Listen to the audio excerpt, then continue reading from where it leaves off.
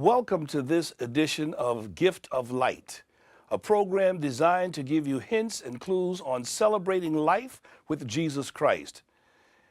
Ellen G. White, one of America's most translated author, has provided us with those insights and clues that we want to bring to you today. And our special guest, James R. Nix, director of the Ellen White Estate for the Seventh-day Adventist Church World Headquarters in Silver Spring, Maryland. Welcome, Jim. We're so glad that you're here with us today. It's good to be here. Thanks. I'd like to raise a question. I want to begin this conversation by talking about Ellen White and her family. We know that she was married. We know that she had children. And so often we don't get that. We see the person, and because of the books that she's written, the visions and information she has, the family side we tend to forget. But I think we need to know she was human. She had children. Share with us as you can some insights. Well, let's talk about her family and then her husband and all. All right. Her father was a hat maker. His name was Robert Harmon. He lived in Portland, Maine, Gorham, Maine, those areas of Maine. He was a hat maker. He did some farming. Her mother apparently was Eunice Gould, and Harmon, of course, when she married the father. She, according to W.C. White, Ellen White's third son, was a school teacher before they got married, but apparently was a homemaker after her marriage to Robert. There were 8 children in the family. Ellen and her twin sister, they were the youngest, 7 and 8 of the 8 children, and her twin sister was Elizabeth. Ellen White called her. She did. Oh. She called her Lizzie. Oh, okay. And they were not around each other too much as they grew up because Ellen White traveled a lot during her lifetime, and Lizzie always remained in Gorham her entire life. Died and is buried in Gorham, Maine. So as far as her immediate family, 8 children and the parents that I've just mentioned. Then she married James White, who was a preacher, a Millerite Adventist preacher of the 1840s, and Christian Connection before that. And that was in 1846. And they eventually, James and Ellen White, would eventually have 4 boys. Oh, okay. 2 of them died young. The eldest child was Henry. He was born in 1847, died at the age of 16. He was very musical. Ellen White called him her sweet singer. Talking one time with Ellen White's youngest granddaughter, she said that she was only 15. The youngest granddaughter was only 15 when Ellen White died. And she said, the only time I ever remember seeing my grandmother agitated was one time, she said, grandmother was talking to her daughter-in-law, to Grace's mother, and she said she was talking about Henry, the firstborn.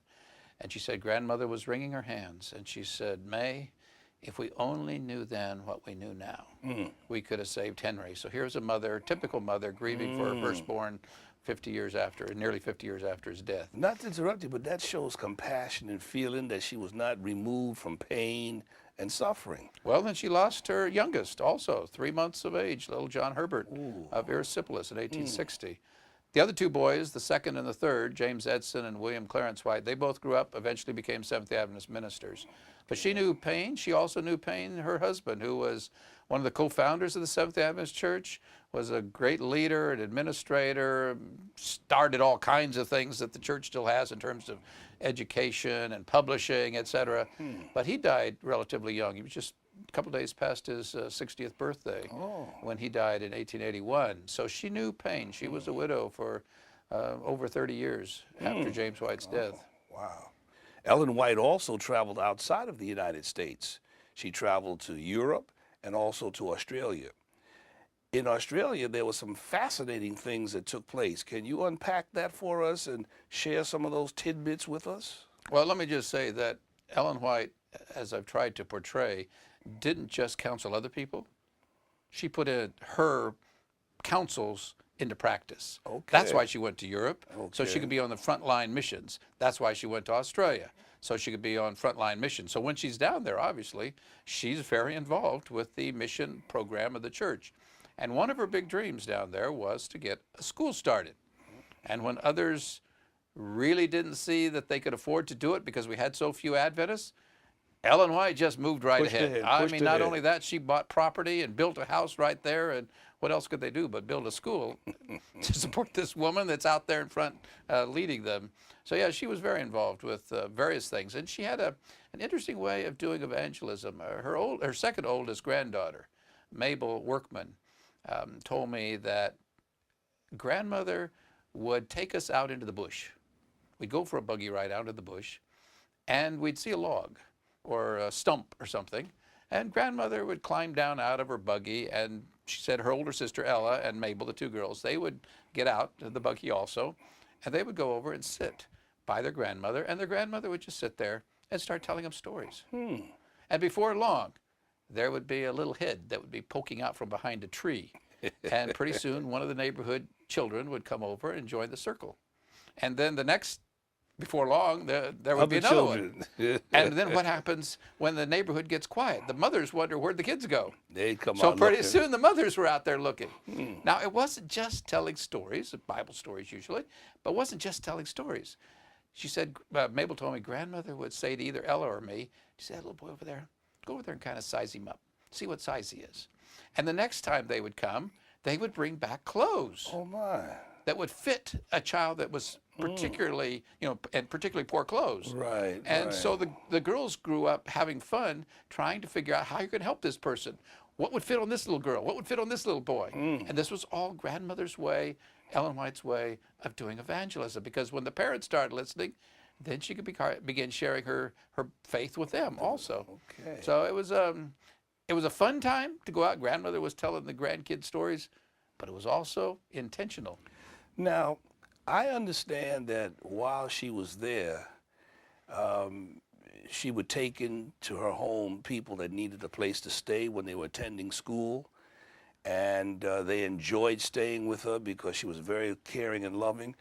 But I thought I saw or heard that there was a time when she was a matchmaker. Well, she was a matchmaker more than one time. So I suppose you're talking about the Australian time, since Yes, we've been talking about yes, Australia. yes, But we have yes, other yes, stories. yeah. She was typical in terms of trying to get young people matched up with the right person. Yes. Well, this story has to do with her son, W.C. White, who was the third son, and his first wife had died in 1890. And I've mentioned Mabel and her older sister Ella.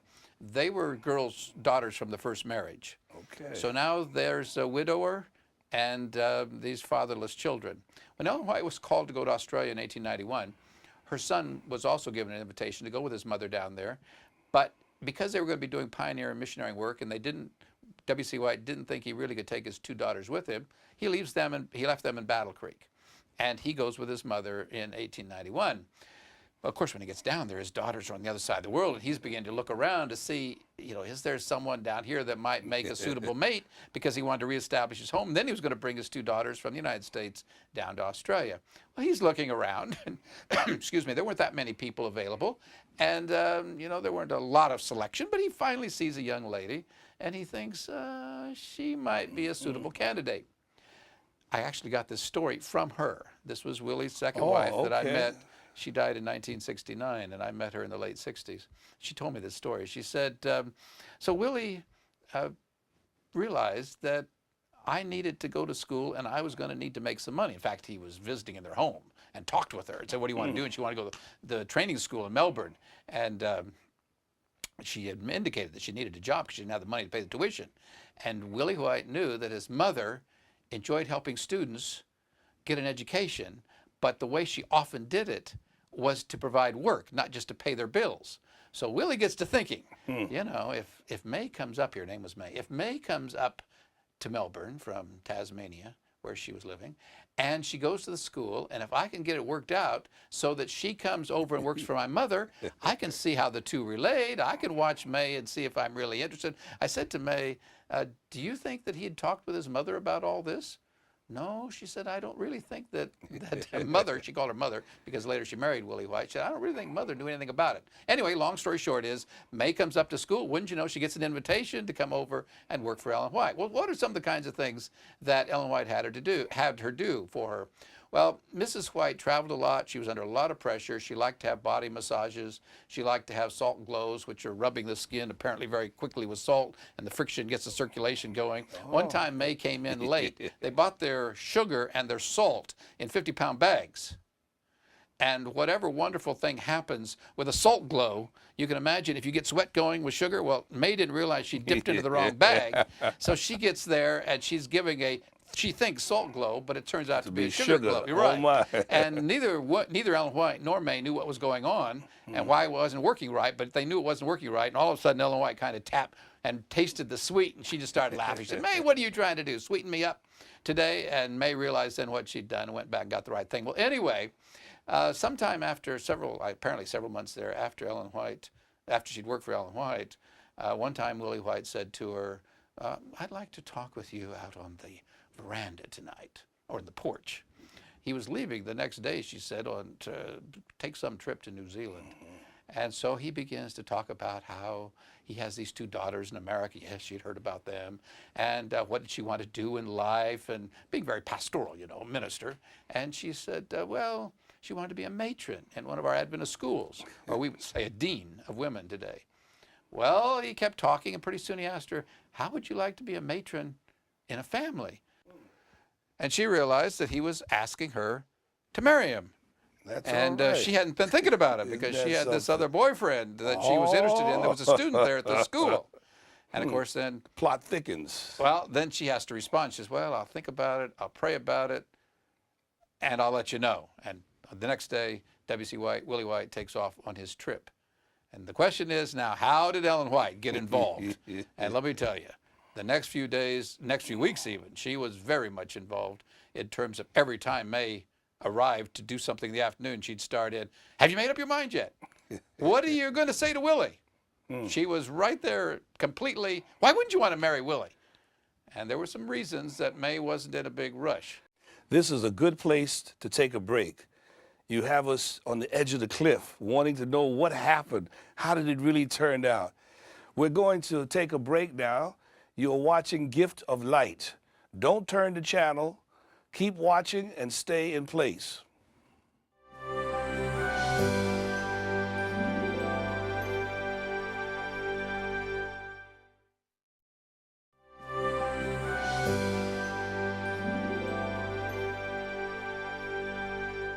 You're watching Gift of Light with our special guest, Jim Nix, and he left us with a very fascinating story. Jim, you were telling us how Ellen White was in the background trying to set up this scenario where her son and this other lady would eventually be able to see whether or not they would make suitable mates. Background, nothing.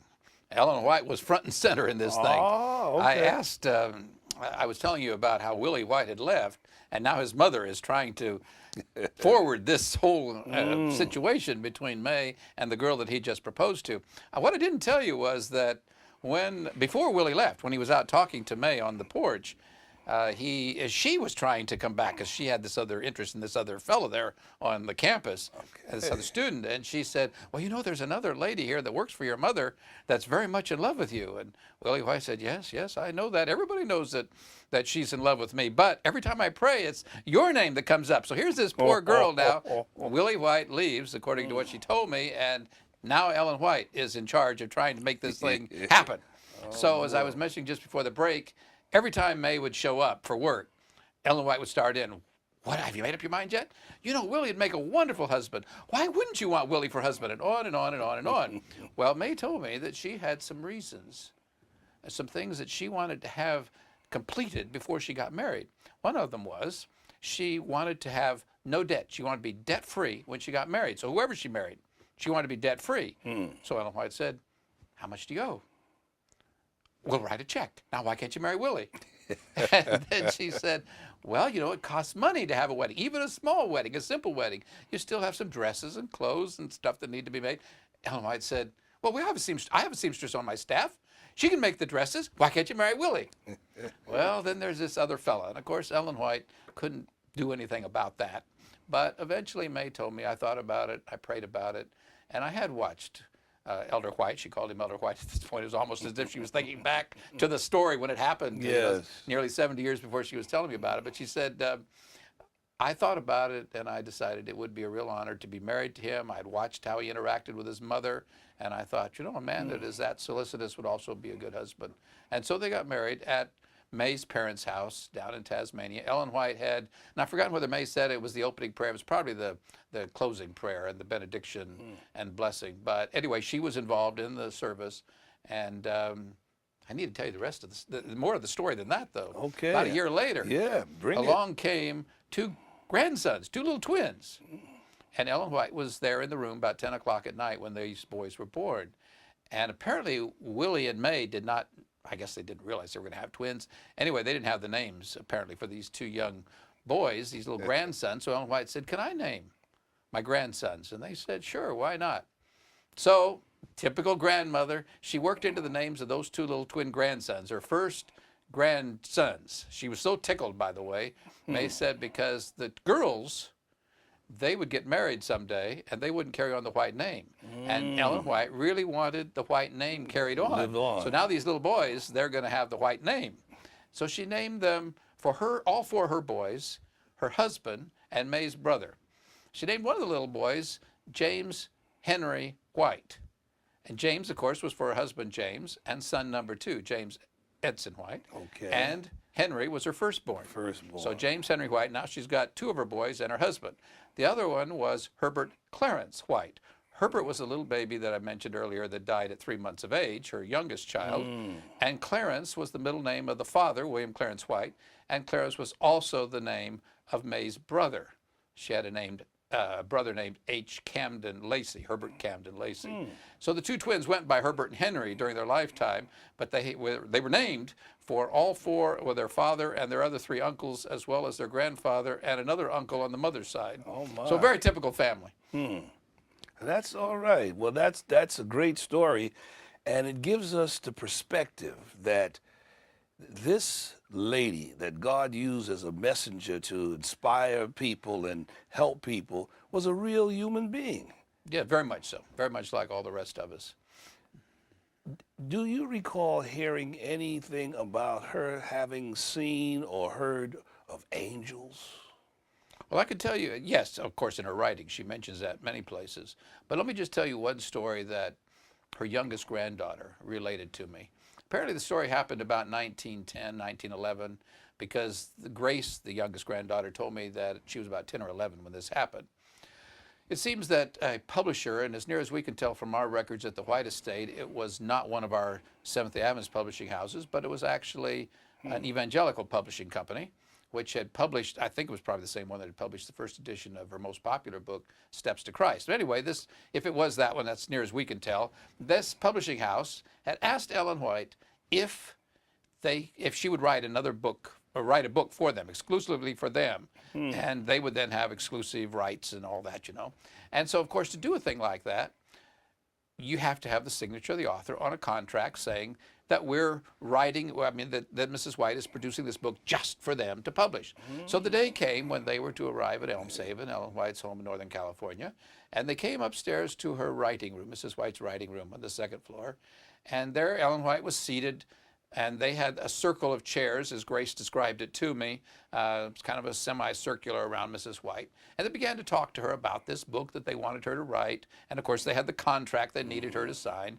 And so they said there'd be this advantage and that advantage, and they would push it hard, you know, with a lot of publishing, with a lot of advertising and all, and it would have good royalties for her, and they were just sure this was going to be a winner. And she had already agreed to the extent that they could come visit her. So when they got through with the presentation, they laid the document, the legal agreement there in front of her to sign. And she reached over to pick up the pen and then laid it back down. And they thought, well, you know, Mrs. White is getting along in years. Maybe she doesn't understand what she needs to do to sign that contract. So they briefly went through it a second time. But the second time, after they'd finished their presentation, she tactfully changed the subject. Started talking about something else. Oh, my. So her son, W.C. White, took them downstairs, seated them in the parlor. He came back up to his mother, who was still seated in her chair there in the writing room, and he said to her, "Mother, you understand what the men are here for, yes? You know that they want to you to write this book just for them, exclusively for them. And she said, yes, I understand that. He said, well, then you need to sign the document. In fact, he said, Mother, you picked up the pen as though you were going to sign it, and you laid it back put down. it back down. Why is that? And she said, Willie, as I was just picking up the pen to sign the document, I saw an angel standing right behind them gesturing. And she said, I don't know why I'm not to sign that document, but I know I'm not to sign that document.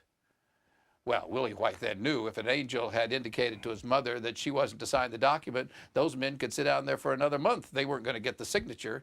So he went downstairs and thanked them and came home and told that story at night to the family. And Grace said, I was only 10 or 11, but I came to realize that grandmother's writings were different than anyone else. They were very special. They were something that God took an interest in also. Which helps us to understand that she wasn't in it for profit.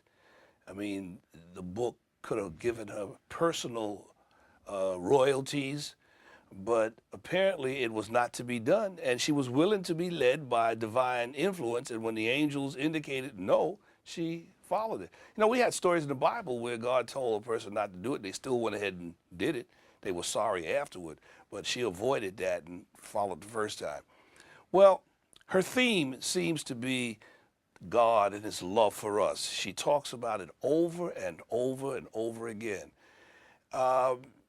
She did a lot of traveling in her buggy, in a little buggy driven, pulled by a horse. Do you have any stories from that type of travel where she shares love with someone else or someone else? Again, having talked with some of the grandchildren who went with her on some of her buggy rides. Now, it's true, Ellen White traveled by horse. She'd been thrown from horses, broken her ankles in earlier years when she was young. And as she got older, she still liked fresh air. And she could not get out and exercise as much because age and the fact that she had been somewhat injured from these falls from horses and breaking ankles, etc. But she still wanted to get out and ride. And so she would, every day when the weather was nice, she would get someone else. By the time the grandchildren that I knew the best remembered, Ellen White was no longer driving her own horse and buggy, but she would get one of the people there, often Miss Sarah McInturfer, one of her associates, but someone would take her, Ellen White, for a buggy ride. Often they would stop by and pick up the grandchildren. And they would be going down the country lane, and you can kind of, in your imagination, almost hear the clip clop, clip clop, clip clop, the horses' hooves as they're going down the country lane, and they would be singing and they would be visiting, and they were very warm memories of the grandchildren that went with their grandmother on these buggy rides. But as they would be going down the country lane, clip clop, clip clop, clip clop, clip clop, down the country lanes there near Ellen White's home in Northern California, if she would see a house, some of the neighbors, she would say, I wonder if the people in that house know anything about Jesus. And clip, clop, one down the lane. And pretty soon they might come by one where the person was out working in their garden. And she would stop and talk to the man or the woman and just talk to them like a neighbor, but talk to them about Jesus. She always brought along some fruit from her garden, or fruit from her trees, I should say, or produce from her gardens. A garden. She would usually have some literature along, and she would just share, like a neighbor over the back fence. But these were neighbors around on the buggy trips. Buggy trail. But, she would share with them about Jesus. And for many years, we're told, after Ellen White died in 1915, she was remembered as the little lady dressed in black, because she was a widow, so she usually dressed in dark black or dark maroon, black or dark maroon after James White's death. But the little lady dressed in black who came along in a horse and buggy and talked so lovingly about Jesus. What a legacy. Well, this has been such a delightful journey.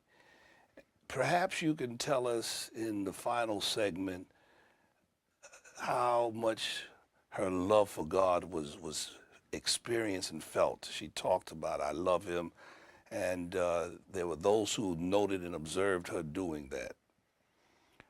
Well, if you listen to the stories of people that knew Mrs. White, knew her personally, or if you read accounts, of course, unfortunately now we don't have those people living even that can tell us those personal stories, but you read the written accounts of people that were the recipients of the warmth and the love of this woman.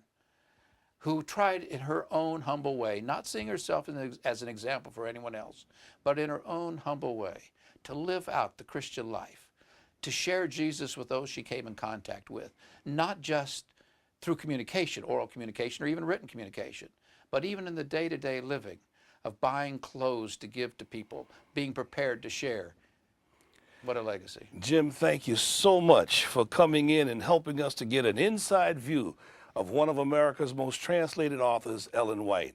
Until the next time, walk in the light, keep the light, and we look forward to you watching the next edition of Gift of Light.